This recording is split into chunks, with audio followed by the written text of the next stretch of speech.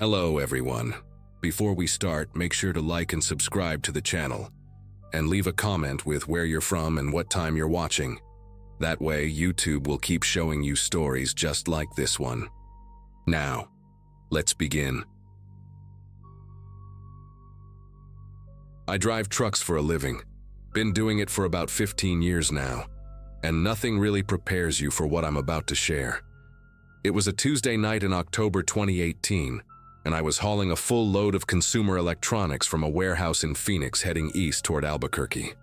The manifest showed mostly tablets, smartphones, gaming consoles, the kind of stuff that gets stolen and flipped quick on the black market.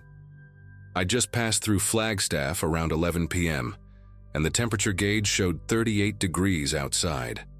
My wife, Melissa, had called me earlier that evening to remind me about our daughter's soccer game that weekend, and I remember thinking how I couldn't wait to get home after this run. The CB radio was quiet, just occasional static, and I had an old country playlist going to keep me awake. That stretch of I-40 through Arizona gets pretty desolate after midnight. Nothing but darkness and the occasional coyote crossing. About an hour past Flagstaff, maybe around midnight, I noticed these two cars up ahead acting strange. One was a dark blue sedan, looked like a Nissan Altima with those aftermarket LED strips under the chassis that made it glow purple. The other was a silver SUV, probably a Chevy Tahoe, with heavily tinted windows and no front license plate. They were weaving between lanes, speeding up then slowing down, almost like they were racing or messing around. At first I figured it was just some kids being stupid, maybe drunk, so I eased off the accelerator and gave them plenty of space. The last thing you want when you're hauling 60,000 pounds of cargo is to get tangled up with reckless drivers.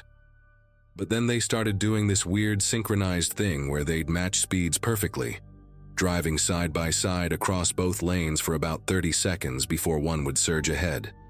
My dashboard showed we were doing about 55 in a 75 zone, and something about their movements felt deliberate, practiced even.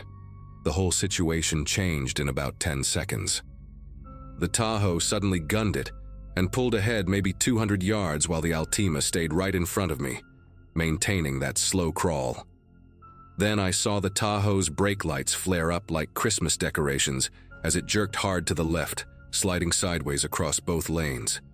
The tires screamed against the asphalt, leaving these thick black marks I could see in my headlights. My first thought was that the driver had lost control, maybe blown a tire or something, because the SUV ended up completely perpendicular to the road, blocking everything. I hit my air brakes hard, and the whole rig shuddered as 70,000 pounds of truck and cargo fought against momentum.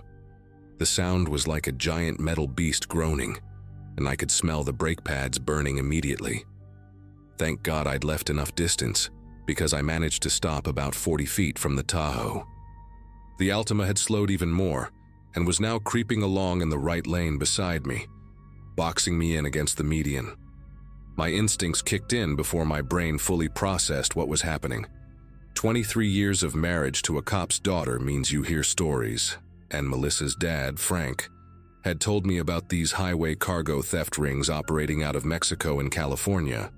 I reached for my CB radio with one hand while my other went to the gear shift, ready to ram through if needed. But before I could even key the mic, both cars' doors flew open simultaneously, and 4 men jumped out wearing black ski masks and dark coveralls. 2 came from the Tahoe with crowbars, heading straight for my trailer's lock mechanism. The other 2 from the Altima ran toward my cab, and one was carrying what looked like a small sledgehammer. The guy with the hammer had this weird limp, like his left leg was shorter than his right, but he moved fast despite it. They weren't saying anything, just moving with this eerie efficiency like they'd done this 100 times before. I locked my doors just as the first guy reached my driver's side door. He started pounding on the window with his fist, not the hammer yet, just testing. Through the glass, I could see his eyes through the mask holes, bloodshot and wide, maybe high on something. The window was rattling in its frame with each hit, and I knew it wouldn't hold long against that hammer. I grabbed my phone to call 911, but there was no signal out there, just that mocking no service message. The CB radio was my only shot, so I started broadcasting on Channel 19, the emergency channel all truckers monitor. Breaker, breaker. This is eastbound I-40 mile marker 178. Attempted hijacking in progress. Need immediate assistance. 4 armed suspects. Static came back, then nothing. The guys at my trailer were making progress. I could hear the metallic grinding of crowbars working against the lock through my side mirrors. One of them had produced a portable angle grinder from somewhere, and orange sparks were flying off my trailer doors like a 4th of July sparkler show. The limping guy finally brought the sledgehammer up and swung it at my window. The safety glass spider-webbed instantly but held together, these white cracks spreading out like lightning bolts from the impact point. He reared back for another swing, and that's when I made my decision. I dropped the truck into gear and hit the accelerator, turning the wheel hard right toward the shoulder. The rig lurched forward with a diesel roar that drowned out everything else. The 2 guys at my cab dove away. The limping one actually rolled pretty athletically for someone with that gait issue. My plan was to get around the Tahoe using the shoulder, even if it meant taking out some guardrail. But as soon as I started moving, I heard gunshots. 3 quick pops that sounded like firecrackers but definitely weren't. My passenger mirror exploded into pieces, and I could hear another round punch through the sleeper cabin behind me. These weren't just thieves. They were willing to kill for this load. I floored it, and the big Peterbilt 579 responded like an angry bull. The speedometer climbed past 40, 50, approaching 60 as I aimed for the narrow gap between the Tahoe and the concrete median barrier. At the last second, the masked men scattered like roaches when you turn on a kitchen light. The one who'd been shooting, a tall, skinny guy from the Tahoe, actually dropped his pistol and had to scramble back for it. My truck's front bumper clipped the Tahoe's rear end with this horrible shrieking of metal on metal, spinning it about 90 degrees and shoving it into the median. The impact jolted me hard against my seatbelt, and my coffee thermos went flying, spilling lukewarm coffee all over the dash. But I was through, back on open highway, and I kept my foot planted on that accelerator. In my remaining mirror, I could see them running back to their vehicles, the limping guy moving with surprising speed despite his handicap. The Altima's engine roared to life first, its purple underglow creating this surreal streak of color against the dark asphalt as it gave chase. For about 3 miles, it was just me and that Altima in the strangest race of my life. They stayed about 50 yards behind me, matching my speed at around 75, which was pushing it hard for a loaded rig on that stretch. Every time the road curved, I could feel the trailer wanting to swing wide, the cargo shifting inside with these deep metallic groans. Then I saw it, a sight that nearly made me weep with relief. Red and blue lights appeared in my mirror, coming up fast from behind the Altima. Not just 1 patrol car, but 3, plus what looked like an unmarked detective vehicle. The Altima immediately hit its brakes and tried to take an emergency vehicle turnaround, but the cops were ready for that move. 2 units followed while the others continued toward me. Later, I found out that another trucker about 10 miles behind me had heard my CB call and had enough signal to phone it in. Doug Brennan was his name, hauling produce from California, and I still send him a Christmas card every year for saving my life that night. The cops had me pull over at the next mile marker, and I sat there shaking while they checked on me. The officer who approached my cab was a young woman, couldn't have been more than 25, with this thick Boston accent that seemed completely out of place in Arizona. Officer Kathleen Murphy, badge number 4417. Funny how you remember certain details when you're in shock. She had me step out of the cab slowly, and that's when I saw the damage. Beyond the missing mirror and the bullet holes, there were pry marks all along my trailer where they'd been working on the lock. The angle grinder had cut about halfway through the thick steel before I'd driven off. Officer Murphy said they'd been tracking this crew for 6 months, hitting truckers carrying electronics between Phoenix and Albuquerque. They specifically targeted solo drivers on Tuesday and Wednesday nights when traffic was lightest. The limping guy, she told me, was actually the ringleader, a former dock worker who'd injured his leg in a forklift accident and knew exactly which shipments were worth hitting. They caught 3 of the 4 that night. The Altima passengers gave up pretty quick once the spike strips shredded their tires, but the limping guy somehow vanished into the desert. The cops found the Tahoe abandoned about 2 miles from where everything went down. Still had my truck's paint on its bumper and everything. The 3 they arrested were all from the same crew out of Bakersfield, with records for armed robbery and interstate cargo theft.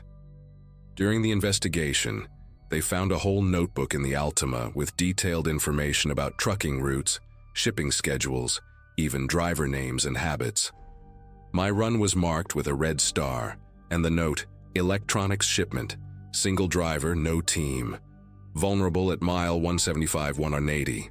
Turned out they had someone at the Phoenix warehouse feeding them information. A night shift supervisor named Glenn Howard, who'd been selling shipment details for $500 a pop.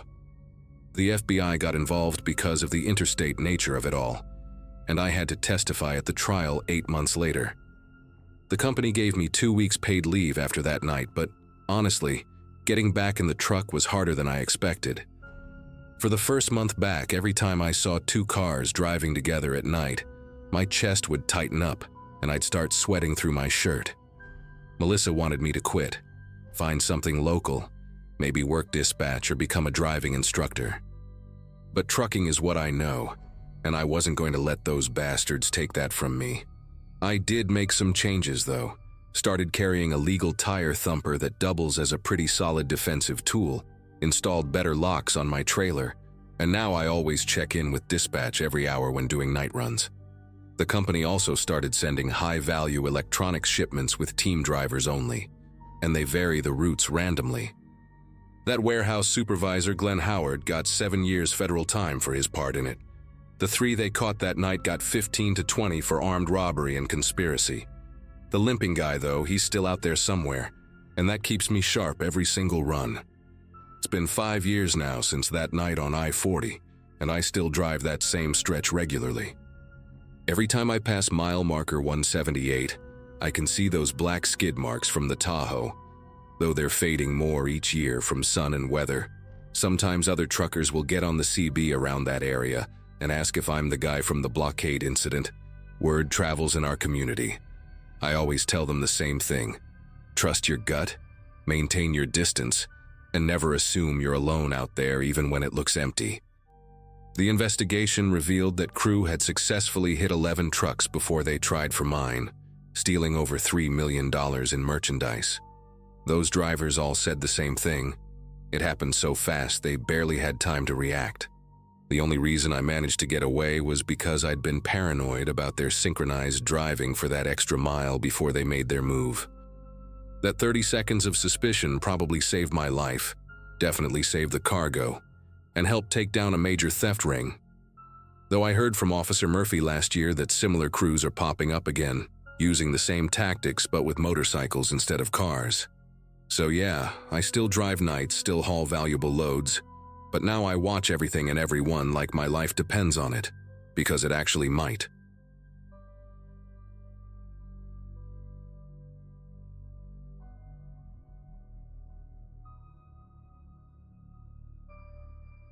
I've been driving 18-wheelers for almost 7 years now, and the isolation never really bothered me until that night in late November 2022. Most people think trucking is a man's world, and they're not wrong. Being a 34-year-old woman hauling freight across the country definitely puts me in the minority. I was on a routine run from Denver to Kansas City, carrying a load of furniture that needed to be delivered by morning. The weather had been decent, just cold and dry, and I'd been making good time on I-70. Around 2 in the morning, my body started demanding a break.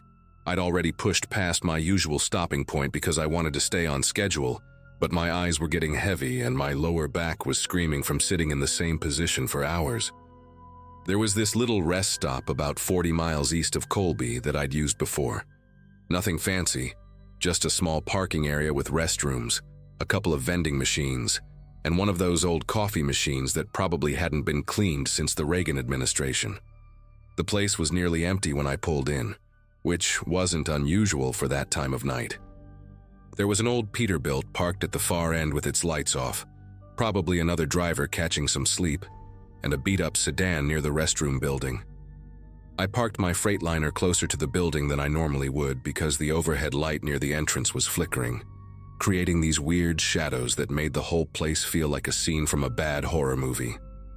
I grabbed my jacket, my phone, and made sure my pocket knife was clipped to my jeans, standard procedure when you're a woman alone at night. The cold hit me hard when I stepped out of the cab, that sharp plains wind that cuts right through you no matter how many layers you're wearing.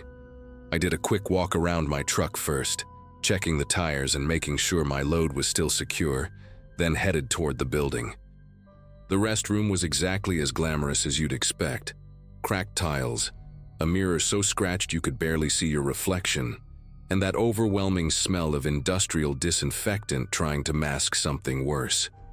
But it was functional, and that's all that mattered. After washing up, I headed over to the vending area where that ancient coffee machine sat humming against the wall.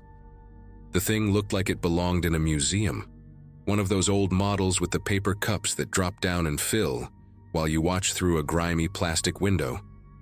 I fed it a couple of quarters and waited while it made all sorts of concerning noises before finally producing something that vaguely resembled coffee. It tasted like burnt rubber mixed with battery acid, but it was hot and had caffeine, which was all I needed to make it through the last stretch of my route.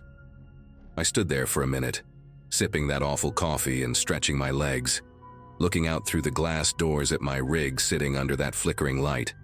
The sedan I'd noticed earlier was still there, but now I could see someone sitting in the driver's seat, just a dark silhouette barely visible through the windshield. Something about the way they were positioned bothered me. Too still, too focused on the building entrance. But truckers see all kinds of weird stuff at rest stops, and I'd learned not to be paranoid about every little thing. I tossed the half-empty cup in the trash and pushed through the doors, already calculating how many hours I had left to drive and whether I'd need to stop again before Kansas City. The cold air felt good after the stuffy restroom building, and I took a deep breath, ready to get back on the road. That's when I heard it. The sound of an engine starting up, not the sedan, but something bigger. A white van I hadn't noticed before was parked on the other side of the building, hidden in the shadows where the overhead lights didn't reach. It pulled out slowly at first, like the driver was just leaving, but then the headlights swung toward me and the engine revved hard. The van accelerated across the parking lot, tires squealing on the cold asphalt, and came to a violent stop right between me and my truck, maybe 15 feet away from where I was standing. The side door was already sliding open before the vehicle had completely stopped moving, and two men jumped out, one tall and lanky wearing a faded denim jacket, the other shorter but built like a linebacker in a black hoodie. They moved with purpose, like they'd done this before, spreading out to cut off any escape route I might try to take. The tall one was already reaching for me, his face partially hidden under a baseball cap, but I could see his mouth moving, saying something I couldn't hear over the blood pounding in my ears. Every self-defense class I'd ever taken, every warning my mother had given me about traveling alone, every horror story I'd heard from other female truckers, it all crystallized in that moment. I didn't scream, didn't waste time trying to reason with them. Instead, I pivoted hard to my left, using the momentum to slam my elbow into the tall one's ribs as he lunged forward.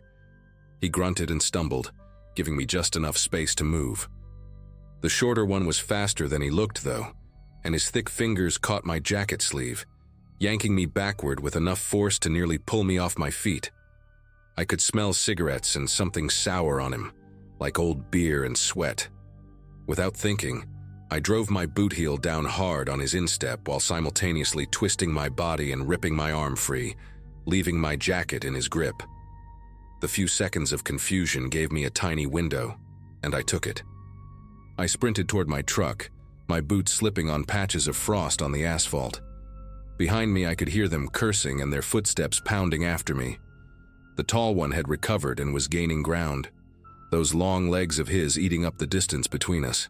My truck seemed impossibly far away, that flickering overhead light making everything look distorted and unreal.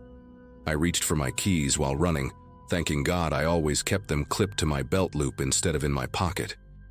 The key fob was in my hand, and I was hitting the unlock button repeatedly, hearing that beautiful chirp of my locks disengaging. Just as I reached the driver's side, Fingers grabbed at my shirt from behind, getting a handful of fabric.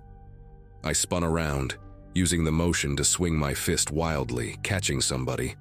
I think it was the tall one, somewhere in the face. I heard him swear, and felt his grip loosen just enough for me to wrench free and grab the door handle. I hauled myself up into the cab with strength I didn't know I had, my muscles running on pure adrenaline. The shorter one had circled around and was trying to climb up on the passenger side, his meaty fists pounding on the window while the tall one grabbed at my leg as I pulled it inside. I kicked out hard, my boot connecting with something solid, his shoulder or chest maybe, and yanked the door shut so hard the whole cab shook. The automatic locks engaged with a solid thunk that was the most beautiful sound I'd ever heard. They were both at my door now, the tall one's face pressed against the window, his breath fogging up the glass while he shouted things that made my stomach turn. The shorter one was pulling on the door handle over and over, like somehow it might magically open if he just kept trying. Their van was still running behind them, exhaust visible in the cold air, the side door still hanging open like a mouth waiting to swallow someone whole. I fumbled for my phone with trembling fingers, managing to dial 911 while simultaneously starting my truck's engine. The dispatcher's voice was calm and professional, asking me my location, and I had to force myself to speak clearly, even though every instinct was screaming at me to just drive, to get away from these men who were still circling my truck like wolves. The tall one had produced something from his pocket. It looked like a slim gym or some kind of tool, and was working it around my doorframe while his partner kept watch. I told the dispatcher what was happening, reading off the mile marker I'd memorized from the rest stop entrance, describing the men and their van while trying to keep my voice steady. She told me units were already on their way, that a state trooper was less than 10 minutes out, but 10 minutes felt like a lifetime when someone was actively trying to break into your truck. I threw the transmission into gear, ready to run them over if I had to, when I noticed something that made everything even worse. The sedan I'd seen earlier, the one with the person watching the building, it had pulled up behind my trailer, blocking me in. The driver was out now, and in the flickering light I could see it was a woman, thin and nervous looking, keeping watch while the two men continued their assault on my cab. This wasn't random. This was coordinated. These people were a team, and I'd walked right into their trap. The dispatcher was still on the line, and I could hear her relaying information to the responding units, her voice a lifeline keeping me grounded while chaos erupted around me. The tall one's tool scraped against metal as he worked it deeper into the door frame, and I knew it was only a matter of time before he figured out the right angle to pop the lock. The truck's engine was running, rumbling beneath me like a caged animal, and I made a decision. I laid on the air horn, holding it down with my full weight, the deafening blast echoing across the empty plains. The sound was so loud it made my ears ring, but I didn't let up. The men stepped back, startled, covering their ears, and that's when I saw my chance. I released the brakes and started rolling forward slowly, even though the sedan was behind me. The woman saw what I was doing and scrambled back toward her car, probably realizing that my 18-wheeler would crush that little sedan like a tin can if I decided to reverse. The shorter man pounded on my hood with both fists, his face twisted in rage, while the tall one ran back toward their van, maybe going for a weapon or maybe deciding this wasn't worth it anymore. I kept the horn going in short, rhythmic blasts, 3 long, 3 short, 3 long, SOS in Morse code, hoping maybe that other trucker in the Peterbilt would hear it and understand. The dispatcher was asking me questions, but I could barely hear her over the horn and my own heartbeat. Then I saw them, red and blue lights in the distance coming fast down the interstate. The moment those lights became visible, everything changed. The woman was already back in her sedan, tires spinning as she peeled out of the parking lot. The two men ran for their van, the tall one slipping on the icy asphalt and nearly falling before catching himself on the vehicle's side mirror. They didn't even bother closing the sliding door before the van lurched forward, making a hard turn toward the exit. I gave the dispatcher the license plate number as they fled. It was from Nebraska. Probably stolen, but at least it was something. The state trooper's cruiser came screaming into the rest stop less than 30 seconds after they'd gone, followed quickly by another unit. My whole body was shaking so bad I could barely hold my phone, the adrenaline crash hitting me like a wall. The trooper, a middle-aged black woman named Officer Washington, had to talk to me through the window for a full minute before I felt safe enough to unlock the door and step out. She was patient and professional, checking me over for injuries while her partner secured the scene and called for additional units to search for the van. My shirt was torn where the tall one had grabbed me, and I had scratches on my arms I didn't even remember getting. Officer Washington had me sit in her cruiser, where it was warm while I gave my statement, going through every detail I could remember. The denim jacket, the black hoodie, the woman's nervous movements, that Nebraska plate. She took photos of the scratches on my truck's doorframe where they'd tried to break in, and bagged my torn jacket that the shorter one had pulled off me during the struggle. What she told me next made me realize just how lucky I'd been. They'd been tracking this group for weeks, at least 4 attempted abductions along I-70 and I-80, all targeting women traveling alone at remote rest stops during late-night hours. 2 women were still missing. The method was always the same. The woman would arrive first in the sedan, acting as a spotter, identifying potential victims and making sure there weren't too many witnesses around. Once she gave the signal, the van would move in for the grab. They'd gotten sloppy with me, though, maybe because I was in a truck and they thought I'd be an easy mark once I was out in the open, or maybe because they were getting desperate. Officer Washington said my fight, and the noise I made probably saved my life. Most victims had been grabbed before they could react, pulled into that van and gone before anyone knew what had happened. She kept me there for another 2 hours, going through mugshots on her laptop, coordinating with other departments, making sure I was okay to drive. By the time she finally cleared me to leave, the sun was starting to come up, painting the Kansas plains in shades of orange and pink. I made my delivery 6 hours late, my hands still trembling slightly as I signed the paperwork. The client complained about the delay until they saw the police report number I handed them along with their invoice. They caught them 3 days later at a rest stop near North Platte, trying the same thing with another woman who'd thankfully seen the news report about my encounter, and immediately locked herself in her car and called 911.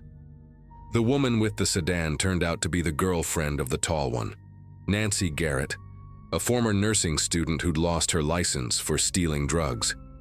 The shorter man was her cousin, Walter Briggs, with a record going back 15 years for assault, robbery, and kidnapping. The tall one, her boyfriend James Lawson, was the worst of them, connected to human trafficking rings operating across 3 states. I had to testify at their trial 8 months later, sitting in that courtroom and looking at them again, this time in orange jumpsuits and shackles. Nancy got 12 years, Walter got 20, and James got life without parole. They found one of the missing women because of evidence in that van, alive but barely, locked in a basement in Iowa. The other woman was never found. I still drive trucks, still make that Denver to Kansas City run sometimes, but I've never stopped at that rest area again. I installed extra locks on my cab doors and started carrying pepper spray alongside my knife. Some nights when I'm driving alone and see a white van in my mirrors, my chest gets tight and I have to remind myself to breathe. But I won't let them take this job from me. This is my life, my freedom, and I'll be damned if I let 3 pieces of garbage make me afraid of the open road.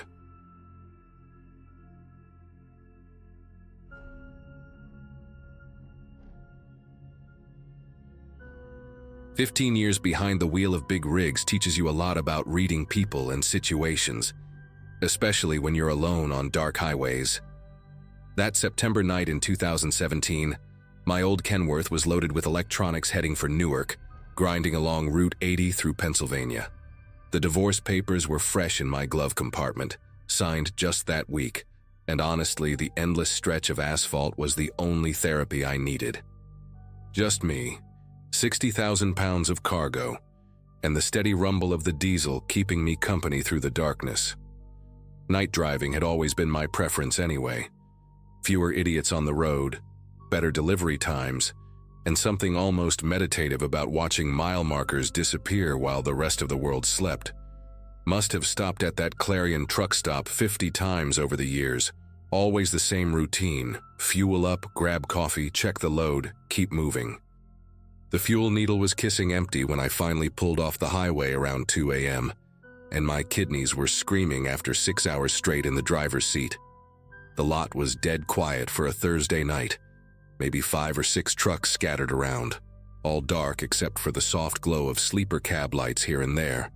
The overhead fluorescents at the diesel pumps kept flickering and buzzing, making everything look like it was underwater, shadows jumping around in ways that made no sense. That's when I noticed him. This figure standing about 20 feet from the pumps, just barely inside the edge of the light, holding what looked like a piece of cardboard. He wasn't pacing or waving at trucks like hitchhikers usually do. Wasn't even moving at all, really. Just standing there like a statue, wearing this thick canvas work jacket that must have been suffocating in the humid September air. His sign just said, "East" in black marker. Nothing else, no destination, no plea for help, just that one word. My first instinct was to ignore him completely, just fuel up and get back on the road. But something about how still he was standing there got under my skin in a weird way. While the diesel pump clicked away, filling my tanks, I kept glancing at him through my side mirror. The guy never shifted his weight, never looked at other trucks pulling in, just kept staring straight ahead at nothing in particular.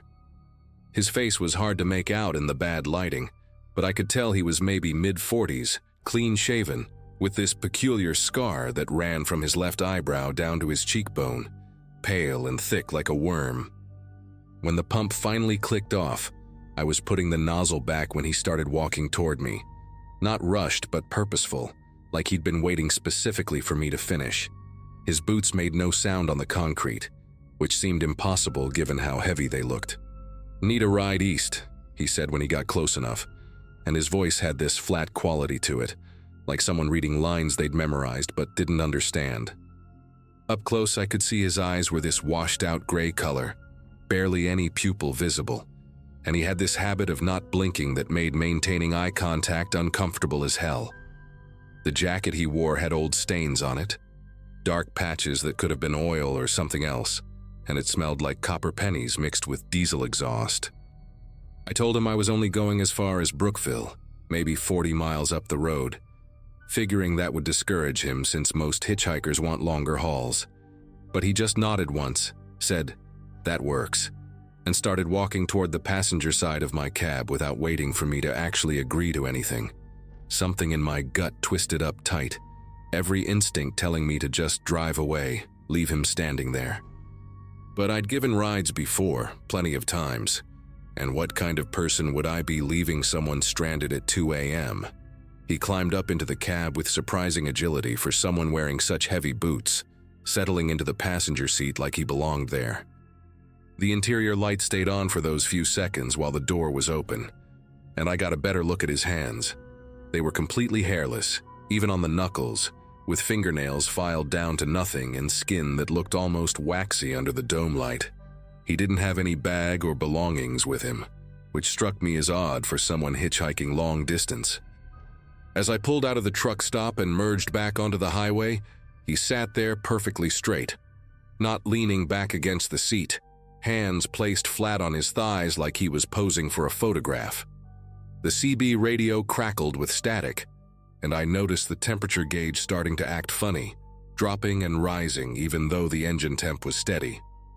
About 5 miles down the road, he finally spoke again, asking what I was hauling, and when I told him electronics, he made this sound that wasn't quite a laugh, more like someone clearing their throat. "Electronics," he repeated, tasting the word like it was foreign to him. "Expensive cargo, probably insured for what, 100,000, maybe more?" The questions made my neck tense up because that's not something you ask a driver you just met. That's information thieves want to know. Then he asked if I had a regular route, if I always drove alone, if anyone was tracking my progress tonight. Each question came out in that same flat tone, no emotion behind it, like he was checking boxes on some mental list. The way he never looked at me while talking, just stared straight ahead at the dark highway, made the whole conversation feel like an interrogation. I kept my answers vague, lied about having to check in with dispatch every hour, mentioned my cousin was meeting me in Brookville to take over the driving. He nodded at each lie like he knew exactly what I was doing, and then asked if I had any weapons in the truck. Said it just like that, casual as asking about the weather. My mouth went dry as sand, and I gripped the steering wheel hard enough to make my knuckles ache. Told him I had a tire iron under the seat. Nothing more, even though my .38 was sitting in the sleeper compartment right behind us. He made that throat-clearing sound again and shifted slightly in his seat, the first real movement he'd made since getting in. That's when I noticed his reflection in the passenger window wasn't matching his movements quite right, like there was a half-second delay between what he did and what the glass showed. "Tire iron," he said slowly, like he was filing that information away. "Useful tool. Can open a skull like a coconut if you hit it right." The casual way he said it, like discussing a recipe or sports score, made my chest tighten up. We passed a sign saying Brookville was 25 miles ahead, and I started calculating if I could make it that far. Started thinking about pulling into the next well-lit area and making up some excuse about engine trouble. Then he reached into his jacket pocket slow and deliberate, and I tensed up ready to grab for my pistol if needed. But he pulled out this old flip phone, the kind nobody uses anymore, and started pressing buttons without actually calling anyone. The screen wasn't even lit up, but he held it to his ear and started talking to nobody, giving someone directions to our exact location, describing my truck down to the license plate number I hadn't told him. Blue Kenworth, Pennsylvania plates, driver's about 6 foot, heavy set, wearing a Steelers cap, he said into the dead phone. And I wasn't wearing a Steelers cap, had never owned one. But when I glanced at my reflection in the rearview mirror, there it was, sitting on my head like it had always been there. My actual John Deere cap was nowhere to be seen. He continued his fake conversation, mentioned the mile marker we'd just passed, said 15 minutes, and closed the phone with a snap that sounded like breaking bones. The next 10 miles felt like 100, every shadow on the side of the road looking like another person waiting. Every set of headlights in my mirrors seeming to follow too close for too long. He'd gone back to sitting statue still, but now he was humming something tuneless under his breath, just 3 notes repeated over and over, and the sound was drilling into my brain like a dentist's tool. I kept checking the clock on the dashboard, watching those 15 minutes count down, wondering what would happen when they hit 0. At 12 minutes, I saw an exit coming up with a gas station sign, one of those bright Shell stations that's always busy, and I made a split-second decision to pull off, started flipping my turn signal. "No," he said, not loud but firm, and his hand moved to rest on the gear shifter between us, not grabbing it but just placing his palm on top like a warning. "Brookville. You said Brookville." His fingers were ice cold even through my thermal glove when they brushed against my hand, cold like they'd been soaking in freezer water. I pushed his hand away and yanked the wheel toward the exit anyway, but the truck wouldn't respond right, like the steering column had locked up. The exit ramp flew past while I fought with the wheel, the truck staying perfectly in its lane like it was on rails. "Mechanical problems," he said in that flat voice. Not a question, but a statement. "Happens sometimes with these older models. Steering just gives out. But I knew my truck, knew every sound and shake it made, and this wasn't mechanical failure. The wheel was turning fine. The truck just wasn't listening to it. The speedometer showed we were doing exactly 55, but looking out the window, the trees were flying by like we were doing 90. My GPS started recalculating constantly, the little voice saying, rerouting, over and over until I switched it off. Then I saw them in the mirror, 2 sets of headlights that had been pacing us for the last 5 miles, keeping perfect distance, never falling back or getting closer. He must have noticed me looking because he said, "Friends of yours?" and made that not quite laugh sound again. That's when I decided to hell with it all and reached back for my pistol, figuring whatever happened next couldn't be worse than what they had planned. But my hand hit empty air. The sleeper compartment wasn't there anymore, just a solid wall of metal like it had never existed. The entire back section of my cab had somehow vanished, turned into smooth steel. He watched me realize this with those unblinking gray eyes and said, "Funny how memory plays tricks. You sure you ever had a sleeper back there?" The Brookville exit sign appeared in my headlights, and without me touching anything, the truck started slowing down, the turn signal clicking on by itself. The two cars behind us moved into formation, one sliding into the left lane, one staying right, boxing us in as we headed down the exit ramp. My cell phone in the cup holder went dead, screen black, wouldn't turn back on no matter how many times I pressed the power button. The exit ramp seemed to go on forever, curving into darkness where no lights were visible, even though I knew there should be a flying J right at the bottom. "Here's what happens now," he said, his voice different suddenly, more animated, more real than it had been the entire ride. "You're going to pull into that warehouse up ahead, the one with the broken windows and the red door. You're going to back your trailer up to loading dock 3. Some people are going to unload your cargo, take about 20 minutes. Then you're going to drive away and forget this ever happened. You won't call the police, won't file an insurance claim, won't even remember what I look like by morning." The warehouse materialized out of the darkness exactly as he described it, abandoned looking but with fresh tire tracks in the gravel lot. The two cars pulled in behind us, their lights going dark simultaneously. I thought about ramming the building, jackknifing the trailer, anything to stop this, but my arms wouldn't obey, just kept steering exactly where he wanted. As we pulled up to the loading dock, I saw more figures emerging from the shadows, all wearing the same heavy canvas jackets, all moving with that same unnatural stillness between motions. The unloading took exactly 20 minutes, like he said, those figures working in perfect coordination. No talking, no wasted movements, just box after box disappearing into the warehouse. I sat there unable to move, unable to even turn my head, just watching in the mirrors as my entire load vanished. The whole time he sat next to me humming those same 3 notes, occasionally checking that dead flip phone like it was showing him something I couldn't see. When they finished, one of the figures slapped the back of my trailer twice and suddenly I could move again, my arms and legs tingling like they'd been asleep. "Drive," he said simply, and I did, backing out of the dock and heading toward the exit. But something in me snapped then, maybe desperation or just pure anger at being made helpless in my own truck. I grabbed the tire iron from under my seat, the one thing that was still where it should be, and swung it at him hard as I could while driving.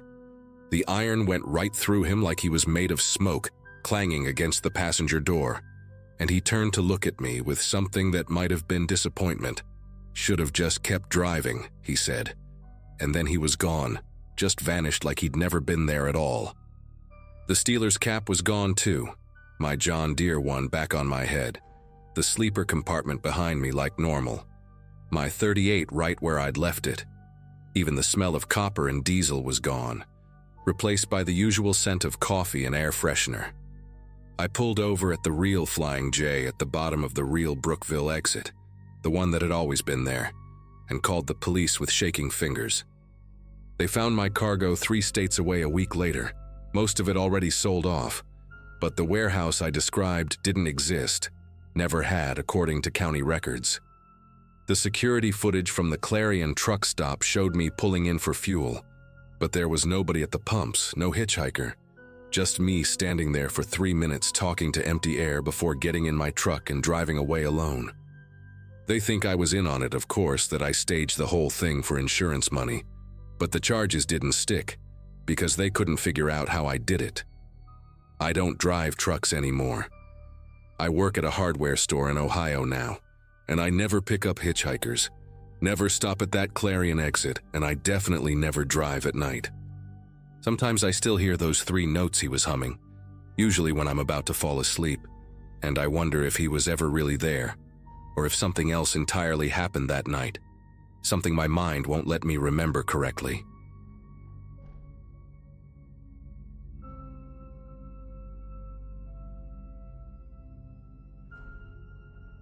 The night everything went sideways, I was hauling 40,000 pounds of packaged foods from Nevada down to Houston in my beat-up Kenworth.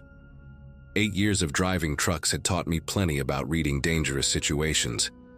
And at 34, I was one of maybe a dozen female long-haul drivers who regularly worked that brutal desert corridor. It was August 2015, and the heat was absolutely punishing even after dark, making the asphalt shimmer like water under my headlights. My rig was this faded blue beast that I'd bought at auction and rebuilt myself. The paint job so weathered, it turned purple under fluorescent lights. I'd been wrestling the wheel for 14 hours straight, my shoulders screaming and my eyes burning from the glare of oncoming traffic, when I finally decided to stop at this enormous truck stop just outside Amarillo. The place was massive, one of those complexes with 50-some fuel pumps, a full-service diner that claimed to have the best chicken fried steak in Texas, hot showers that actually had decent water pressure, and a convenience store that never closed its doors.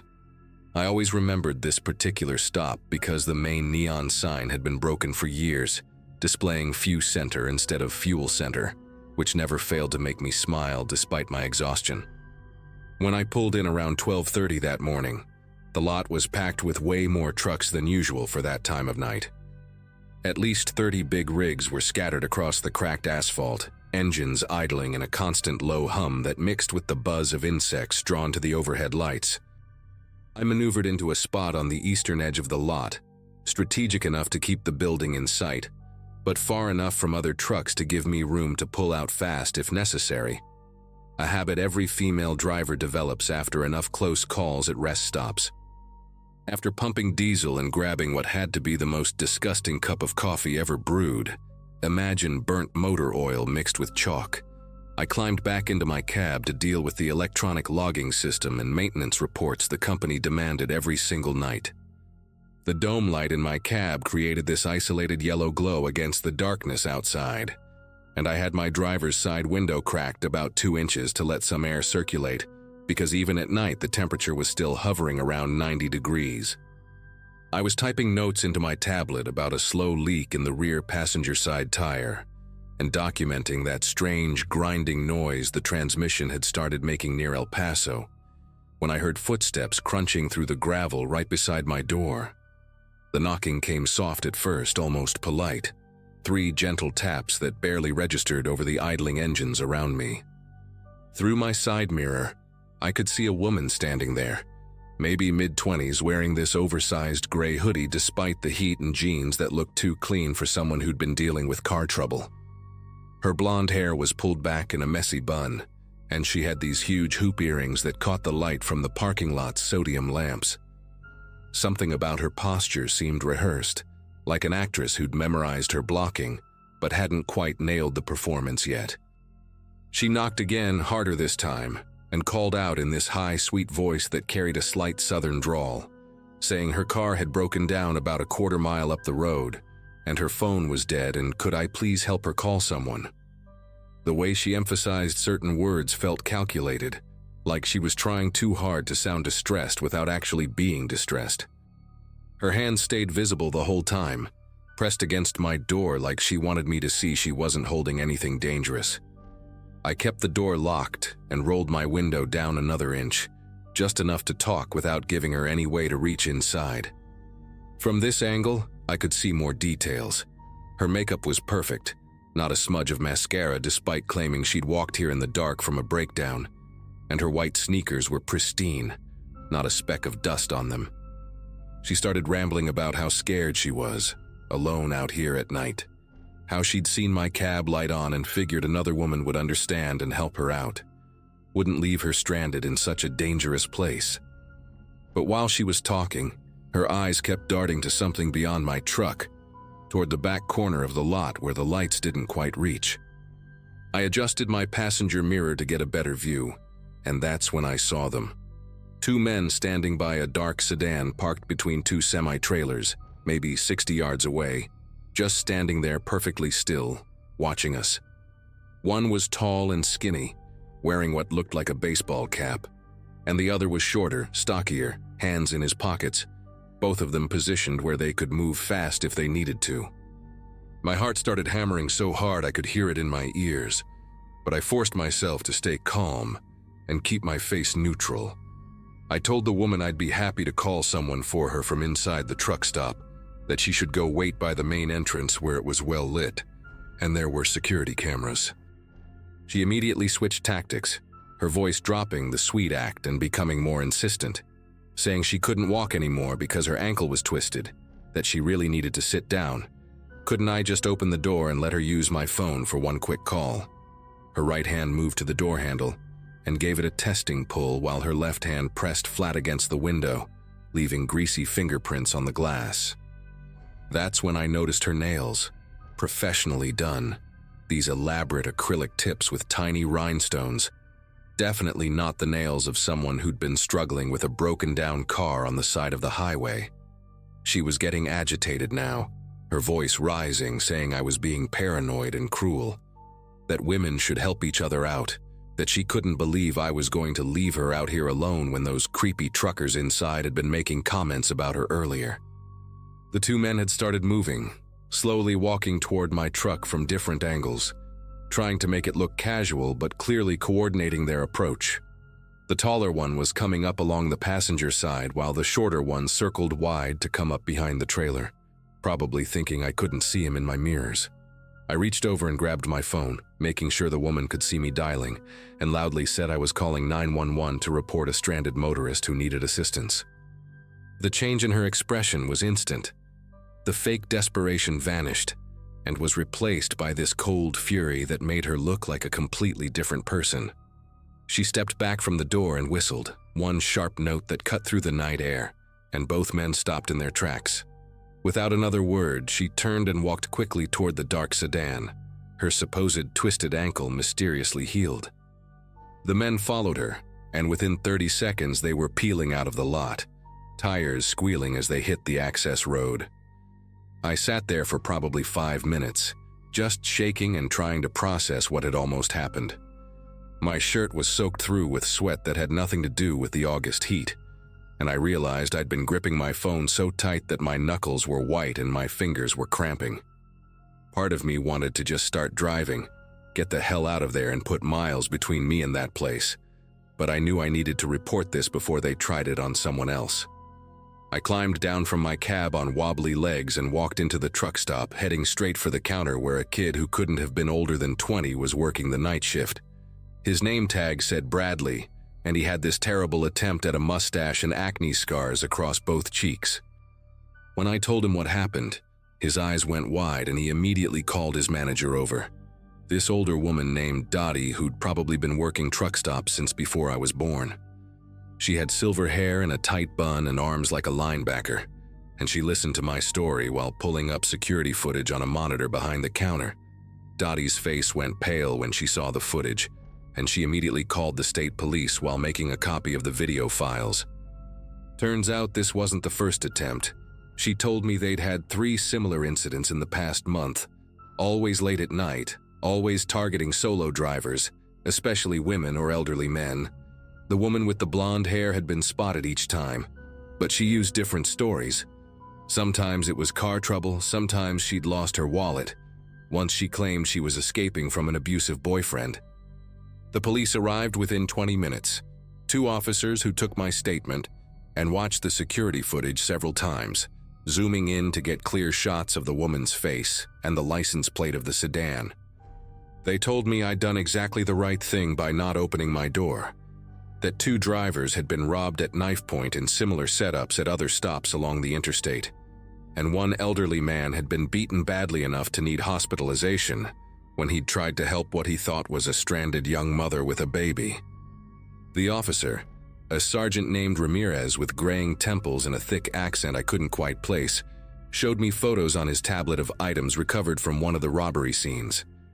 There was a knife with a serrated edge about 6 inches long, zip ties that had been cut off a victim's wrists, and a roll of duct tape that made my stomach turn when I thought about what they might have planned to do with it. He said the woman was known to them only as Candy, from one victim who'd overheard the men use that name, though it was obviously fake, and they suspected the group was working their way along Interstate 40, hitting different truck stops every few weeks before moving on to avoid getting caught. The shorter man had a distinctive tattoo on his neck that one victim remembered, a scorpion with its tail curled up, and they'd been driving different vehicles each time, probably stolen or borrowed specifically for these robberies. Ramirez gave me his card and said a detective would follow up with me in a few days, that I might need to identify them in a lineup if they were caught, and he strongly suggested I consider carrying pepper spray or some other legal form of protection.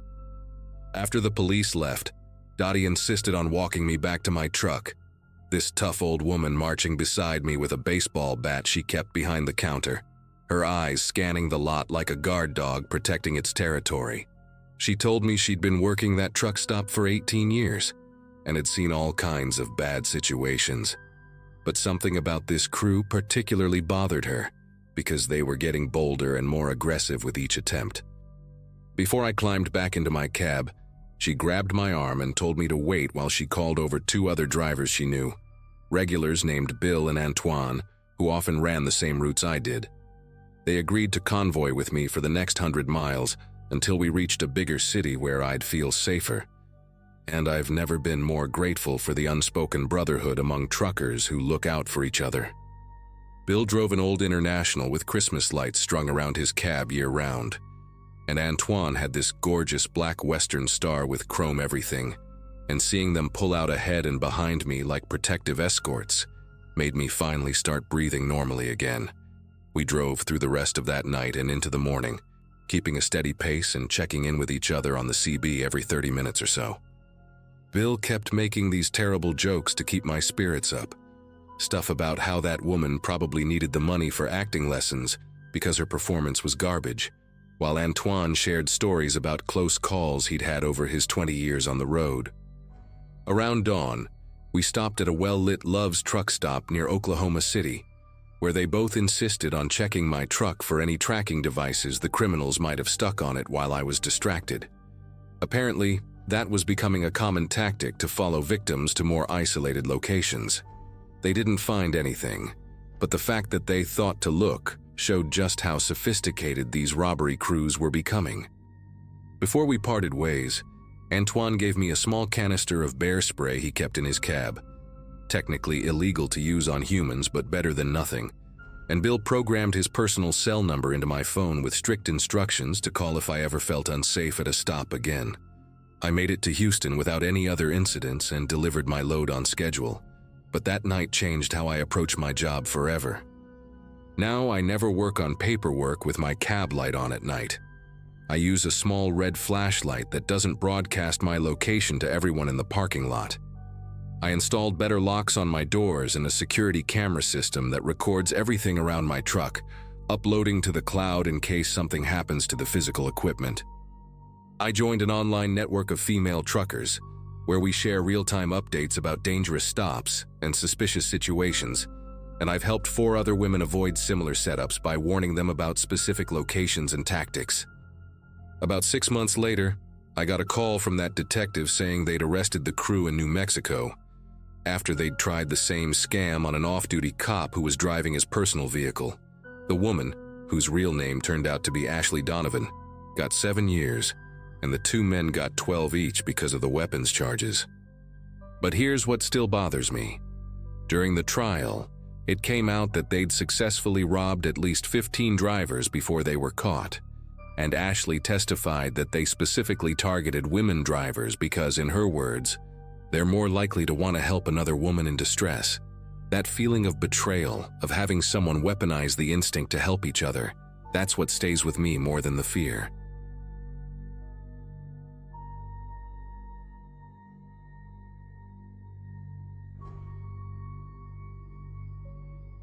"6 years behind the wheel of a big rig teaches you a lot about solitude. That Monday in March 2023, I was pushing my 18-wheeler down Interstate 95, somewhere in that empty stretch between Jacksonville and Miami, with 40,000 pounds of electronics rattling in my trailer. Around 2 a.m., the highway becomes a different world, just truckers and the occasional speed demon racing toward morning. My wife Gloria always got anxious about these overnight runs, kept saying the darkness brought out the worst in people. I'd tell her she was being paranoid, that nothing ever happens on these long hauls except maybe seeing a gator crossing the road. God, how wrong I was.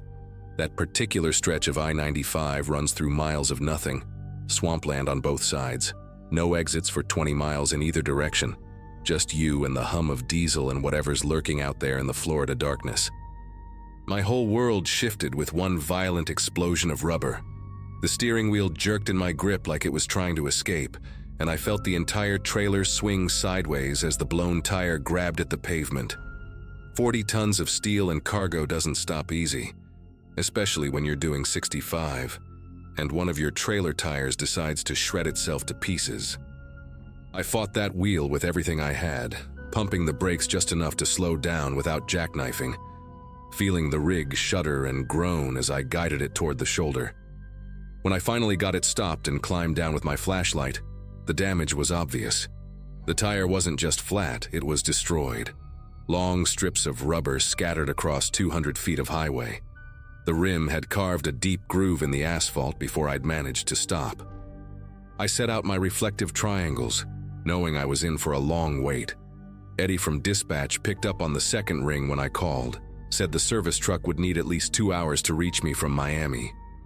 As I ended the call, I caught movement in my mirror. Headlights approaching, slowing down, pulling off the road behind me. The car was a beat-up sedan, maybe a early 2000s Camry, painted that faded silver color that could have been any car anywhere. But something about how it parked bothered me.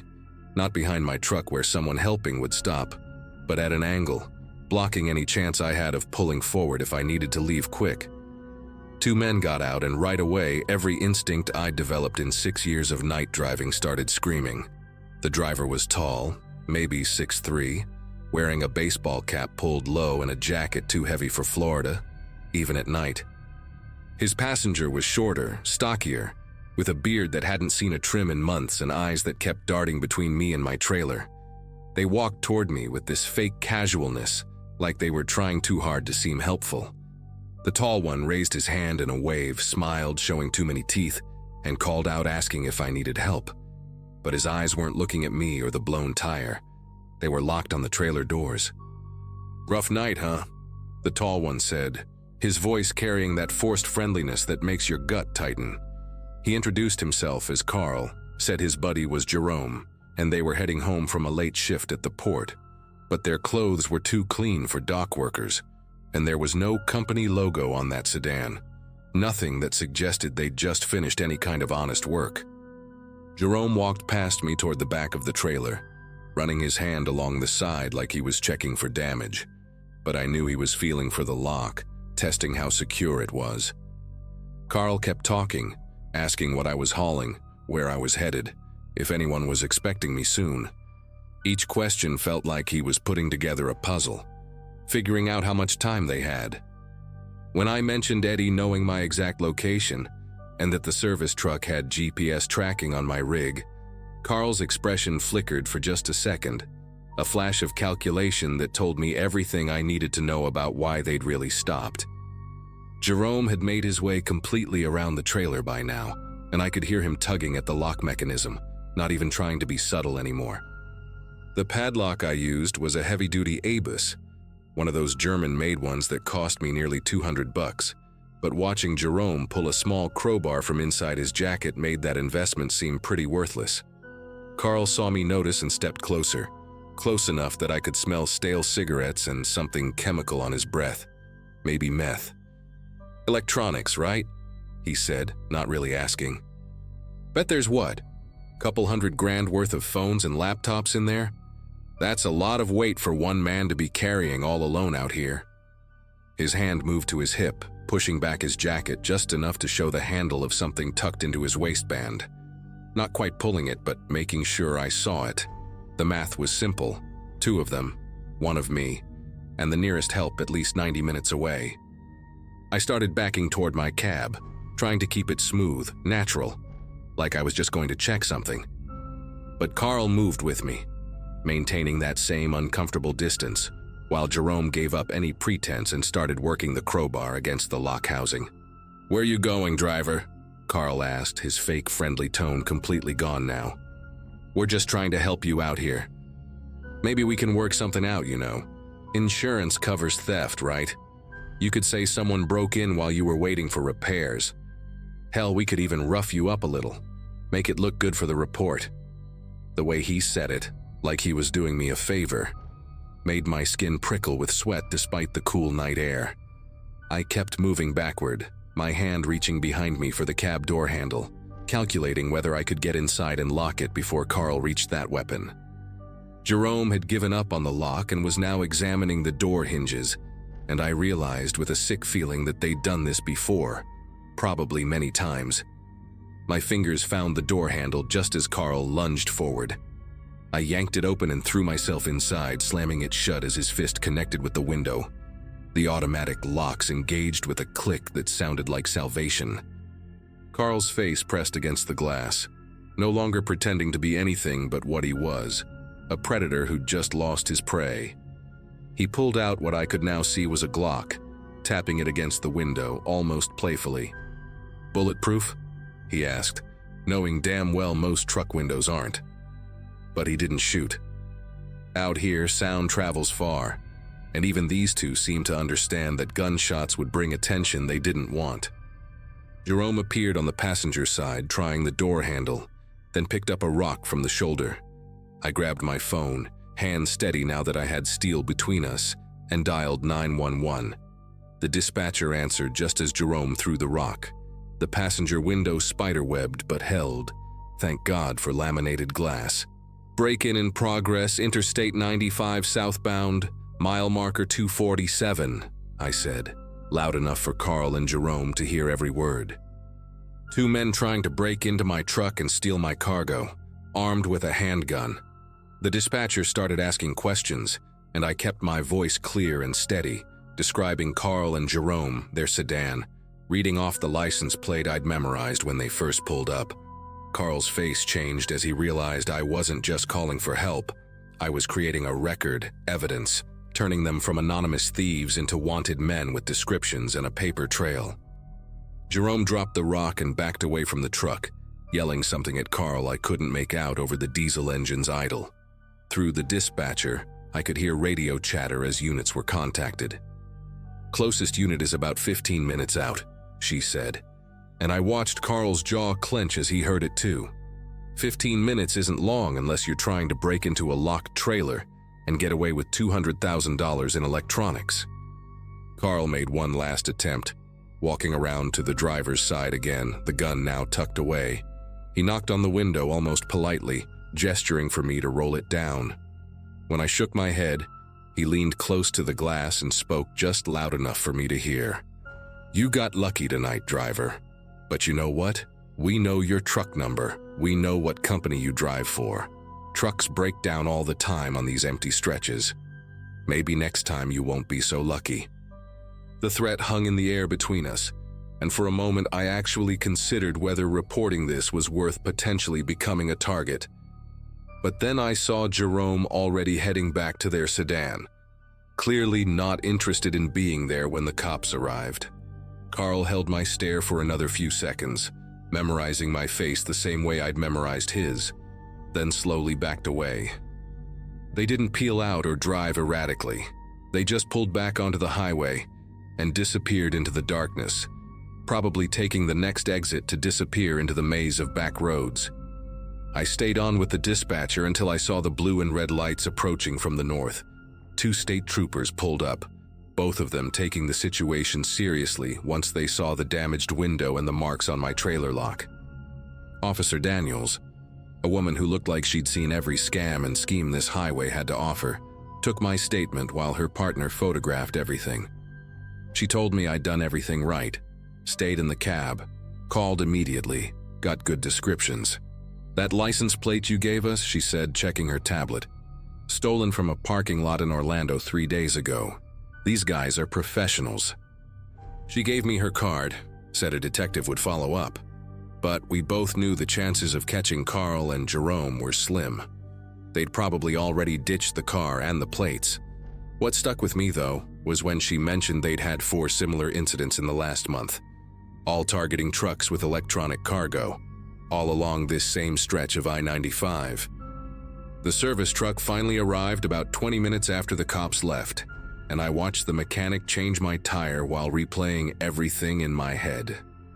He made small talk about how dangerous this stretch of road had gotten, mentioned he'd been called out to 3 suspicious breakdowns just that week. That detail made me wonder, were Carl and Jerome somehow causing the flats? It wouldn't be hard to scatter some debris on the road, wait for a truck to hit it, then follow at a distance until the driver pulled over. The mechanic, a guy named Luis who'd been doing this for 20 years, said he'd started carrying pepper spray after one call-out turned sketchy.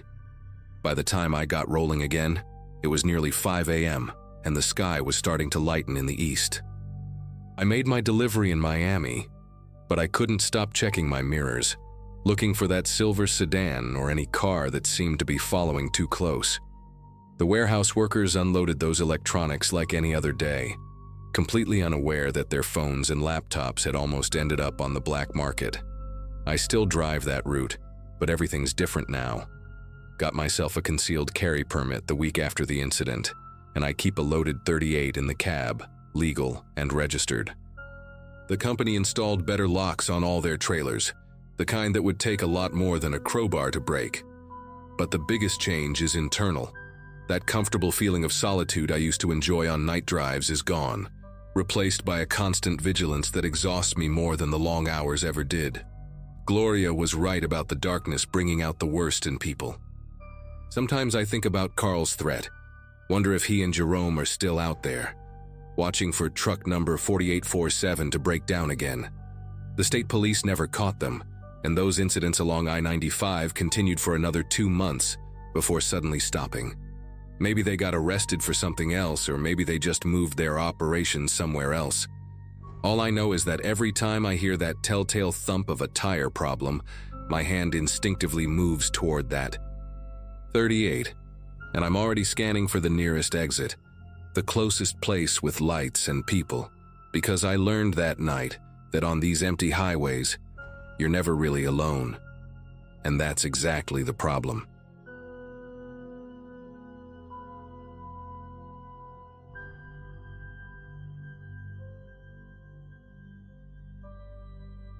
"22 years of driving freight across the country shows you things they don't cover in trucking school. I was 51 when this happened, driving refrigerated goods from Chicago to Pittsburgh in my old Kenworth that I'd bought used 5 years earlier. My wife Karen always worried about me driving alone at night, especially after our son moved out to college, leaving just the 2 of us and our German Shepherd, Duke, at home. I'd been making the same run twice a month for nearly 3 years, knew every rest stop, every way station, every damn pothole on that route. That particular morning in early May, I'd left the distribution center around 2 a.m., hoping to beat the morning rush through the city. The weather was perfect, clear skies with just enough moonlight to see the farmland stretching out on both sides of the interstate. Everything about that night felt routine, normal even, right up until I reached that overpass outside Fort Wayne. About an hour into Indiana, there's this old concrete overpass that crosses the highway, one of those ancient things from the 60s with rust stains running down the pillars like dried blood. No exit ramps, no connecting roads that I could see anymore, just this bridge sitting there in the middle of nowhere, surrounded by abandoned cornfields and the occasional collapsed barn. As I approached it doing about 65, my headlights caught something up on the bridge. A person just standing there at the railing, looking straight down at the traffic. Now I'd seen people on overpasses before, usually kids throwing rocks or idiots taking pictures, but this was different. This person wasn't moving at all, just standing perfectly still with their arms at their sides, wearing what looked like dark coveralls, or maybe a mechanic's jumpsuit. The way they tracked my cab as I passed underneath gave me this uncomfortable twist in my gut, like when you catch someone staring at you through a window. Their head turned slowly, following my movement with this unnatural precision that made every hair on my arm stand up. I'd already passed under the bridge when I heard it, this heavy thud that shook the whole trailer, like someone had dropped a sandbag from height. The impact was strong enough that I felt it through the driver's seat, that vibration traveling through the fifth wheel connection right into the cab. My first thought was maybe a chunk of concrete had fallen from the deteriorating overpass. Happens sometimes with these old bridges. But then came another sound, a scraping noise that started at the back of the trailer and moved forward, metal on metal, like someone dragging a crowbar across the roof. I checked my mirrors but couldn't see anything in the darkness behind me. The scraping continued for maybe 10 seconds, stopped, then started again, this time accompanied by what sounded like footsteps. Heavy, deliberate footsteps walking along the top of my 53-foot trailer while I was doing 65 miles per hour down the interstate. My CB radio crackled to life, startling me bad enough that I jerked the wheel slightly. "Northbound Kenworth, you got company up top," came a voice. Probably another trucker heading south who'd seen something in his headlights as we passed. Before I could grab the mic to respond, the walking sounds stopped, replaced by a rhythmic banging near the front of the trailer, right behind my cab. 3 measured hits, pause, 3 more hits, like someone knocking to get my attention. I white-knuckled the steering wheel, trying to focus on the road while my mind raced through possibilities. Maybe some crazy person had actually jumped from that overpass, but surviving that fall onto a moving truck seemed impossible. The nearest rest area was 12 miles ahead according to the green highway sign that flashed past, and I made the decision right there to pull over as soon as possible, even though every instinct told me to keep driving, to not stop until I reached somewhere populated and well-lit. Those 12 miles felt like 12 hours. The noises on the roof had stopped completely after the knocking, which somehow made everything worse. The silence meant I didn't know where this person was anymore, if they were still up there, waiting, or if they'd somehow gotten off.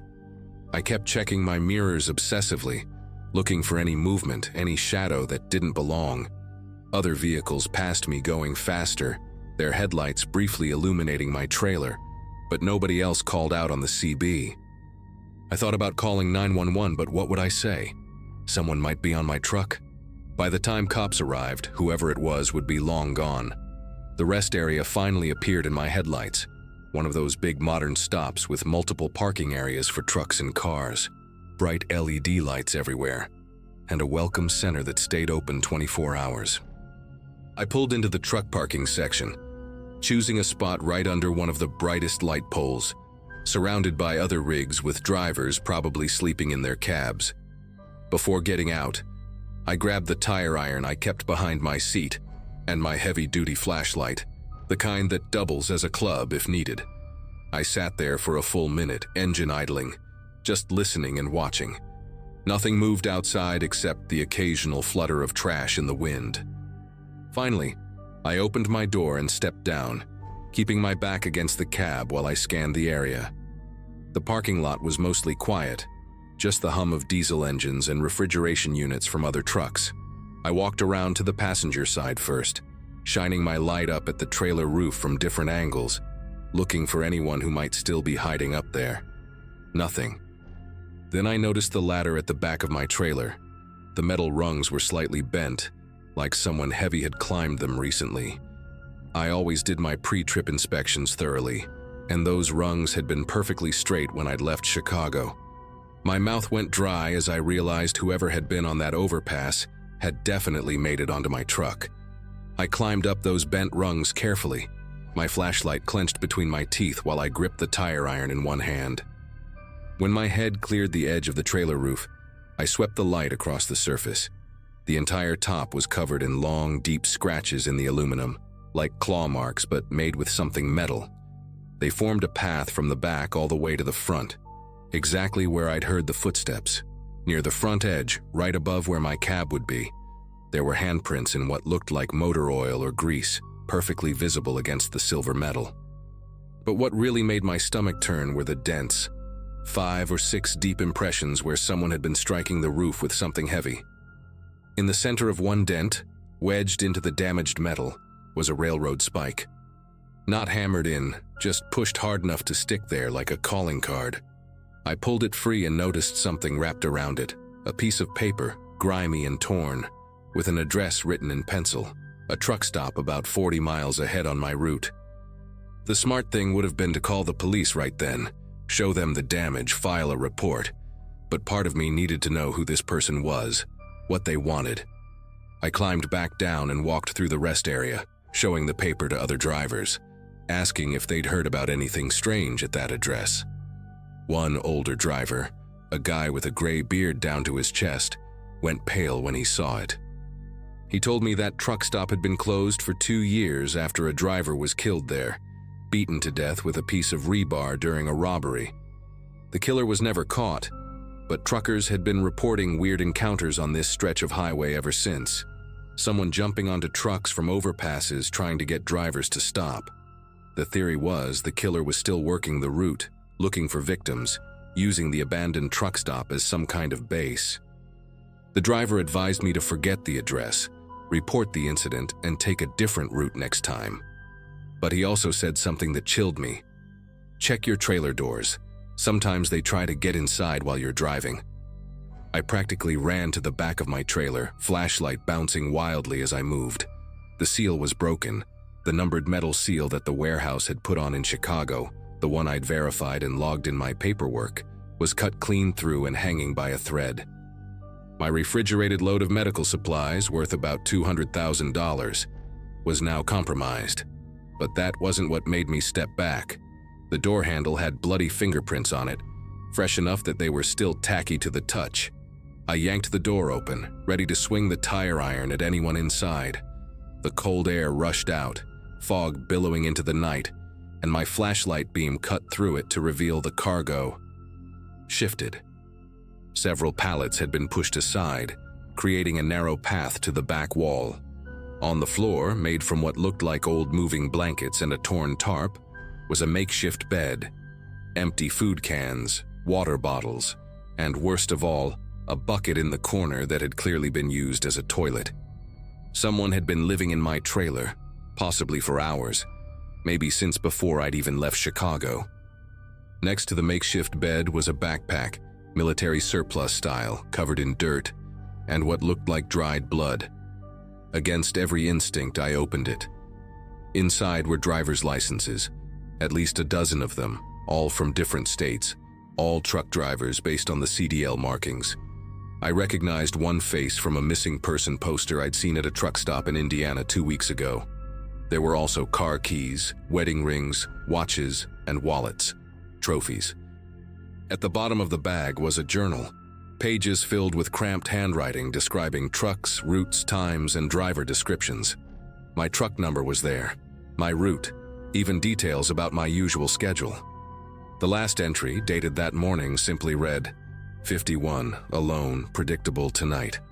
I heard gravel crunch behind me, footsteps approaching slowly, deliberately. When I spun around, a man stood about 10 feet away, thin but muscular, wearing those same dark coveralls I'd seen on the overpass. His face was gaunt, hollow cheeks and deep-set eyes that reflected my flashlight like an animal's. In his hand was a piece of rebar, rusty and bent, with something dark staining one end. We stood there for what felt like forever but was probably only a few seconds, neither of us moving, both calculating. Then he smiled, showing teeth that were broken and gray, and took a step forward. That's when my 22 years of trucking experience kicked in. I didn't try to fight him with the tire iron. Instead, I reached up and yanked the strap release for the load lock bar above the door, a heavy aluminum pole that keeps cargo from shifting. It crashed down between us with a metallic clang that echoed through the parking lot. The noise and sudden movement made him step back just for a second, but that was all I needed. I slammed both trailer doors shut, trapping him inside, and immediately shoved the tire iron through the door handles, locking them from the outside. He hit the doors from inside, hard enough to bow them outward, screaming words I couldn't understand, just pure rage. I grabbed my phone and called 911, backing away from the trailer while keeping my flashlight trained on those buckling doors. Other truckers had heard the commotion and started coming over, surrounding the trailer, making sure he couldn't escape if he somehow broke through. The police arrived within 8 minutes, 4 patrol cars and a K-9 unit. They surrounded my trailer with weapons drawn while I explained everything, showed them the journal, the IDs, the evidence, When they finally opened those doors, he came out swinging that rebar. But the officers were ready. It took 3 of them to get him on the ground and cuffed. His name was Leonard Voss, wanted in 4 states for murder, robbery, and assault. He'd been living like this for 3 years, jumping from overpasses onto trucks, either robbing drivers at rest stops or living in their trailers until the perfect moment to strike. The police found the remains of 2 missing drivers at that abandoned truck stop address he'd written down, buried in shallow graves behind the building. I had to spend the rest of the night giving statements, watching them process my trailer as a crime scene. The company sent another driver to finish my route while I drove my empty cab home. I couldn't stop thinking about all those IDs in his bag, all those drivers who hadn't been as lucky. Karen made me take a month off after that, and when I went back to work, I switched to day runs only, local routes where I could be home every night. I still drive, but I never pass under an overpass without checking my mirrors, and I always double-check my trailer seals, even at stops I know are safe. That piece of rebar they took as evidence still shows up in my dreams sometimes, along with those hollow eyes reflecting my flashlight beam in the darkness.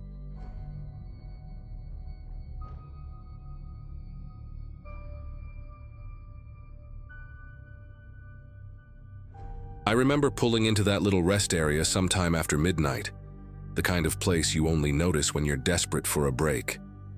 The lot was nearly empty, just a handful of trucks scattered like sleeping animals, a row of flickering lights along the restroom building, and the hum of a soda machine echoing through the stillness. My eyelids felt heavy from the miles behind me, and I figured a few hours in the sleeper would keep me sharp for the next stretch. After parking, I locked the doors, pulled the curtains, and stretched out, telling myself I'd be out cold in minutes. The silence there wasn't peaceful. It had a weight to it, like the world had stopped moving. I could hear every creak of the truck settling, every faint rustle of wind sliding over the cab. I left my boots by the step, flashlight within reach, and let the quiet wrap around me. It didn't take long before I drifted into that hazy state between sleep and awareness, where your mind still picks up on sounds, even if you're not fully awake. That's when the first knock came. It was a sharp, solid bang against the driver's side door. The sound rattled straight through the cab, jolting me upright. I yanked the curtain aside, expecting to catch someone standing there, a cop, maybe another driver asking for help. But the space outside was empty. The pavement stretched out under the lamps. The other truck stood motionless, and no one was near enough to have made that sound. I sat frozen for a long minute, waiting for movement, but the lot stayed dead quiet. Just as I started convincing myself it could have been the metal cooling, another knock slammed against the opposite side of the cab. This time it was louder, more deliberate, like someone had walked around and chosen the other door just to mess with me. Then came footsteps, slow, steady crunches in the gravel, tracing a circle around the truck. I held my breath, straining to follow the sound as it moved from one corner to the next, as if someone was deliberately making sure I knew they were there. I slid into the driver's seat without even realizing it, my pulse hammering in my ears. The footsteps had stopped, but the silence that followed was even worse, like whoever was out there was waiting for me to make the next move. I gripped the steering wheel, debating whether to hit the horn and wake the whole place up, or just sit perfectly still and pretend I wasn't inside. My mouth was dry, and every second that ticked by made me more certain someone was standing just out of sight, staring at the cab. Finally, I couldn't take it anymore. I twisted the key and the headlights blasted across the lot, bleaching everything in harsh white light. For a split second, the beams cut across the restroom building, the vending machines, and the handful of parked rigs. Nothing moved. Not a shadow. Not a person darting away. The lot was empty, eerily, impossibly empty, considering what I'd just heard circling me. But then my eyes dropped lower, and that's when I saw them. Boot prints pressed deep into the dirt right below my door. They weren't old or faded, not washed out by weather. They were fresh, edges crisp, the tread pattern sharp like they'd been stamped there seconds ago. The trail led straight up from the edge of the lot, stopped exactly at my step, and went nowhere else.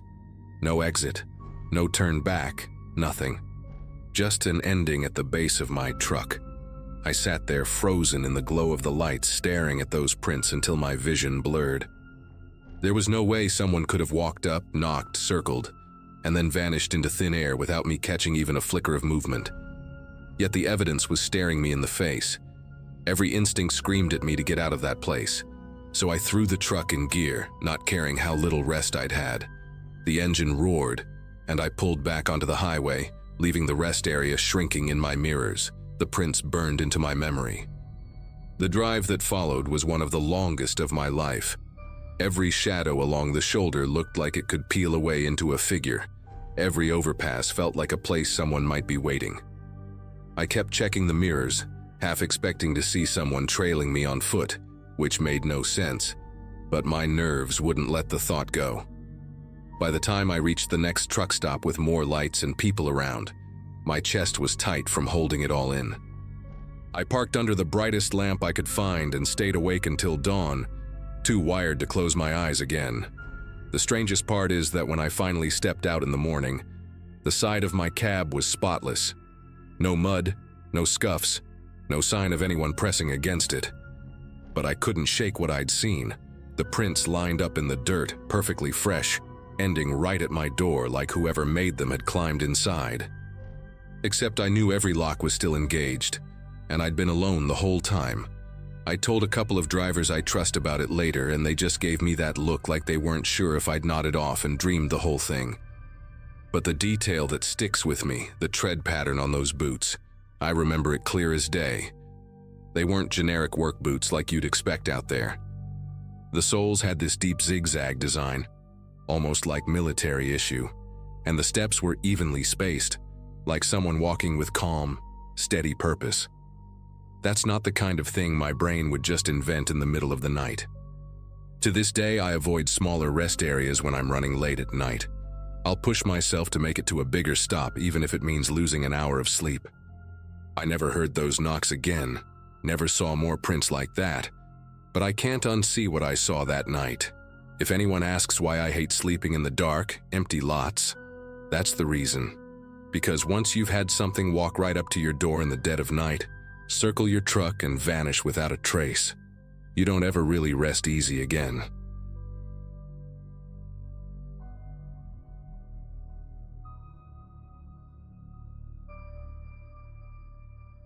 Most truckers have a handful of roads they never forget, and for me, Route 19 has always been one of them.